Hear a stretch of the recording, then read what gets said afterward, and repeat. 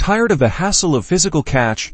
Let's ditch the awkward iOS and jump into the easiest way to send money digitally with Apple Cash. First, open the Messages app on your iPhone. This is where the magic happens. Select the contact you want to pay. Look down at the bottom of the screen and tap on the App Store icon, which is represented by a blue A. In the iMessage App Store, find the Apple Cash app. It might already be visible, but if not, scroll through the available apps until you spot it.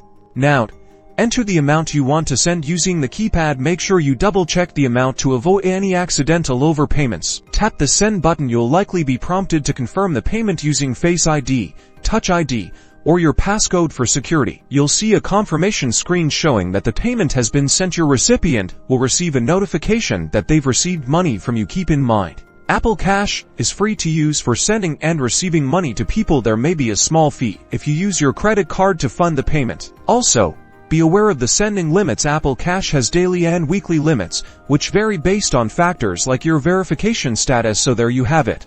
Using Apple Cash to send money is that simple.